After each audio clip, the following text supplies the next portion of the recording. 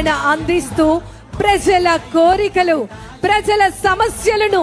నిరంతరం పరిరక్షిస్తూ ప్రజల యొక్క సమస్యలను వెంటనే చక్కటి పరిష్కారాన్ని అందిస్తూ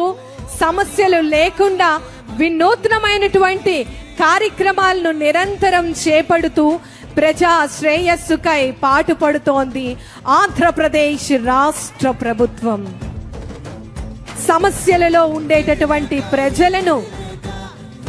చక్కటి పరిష్కార మార్గాలను చూపిస్తూ ప్రజలకు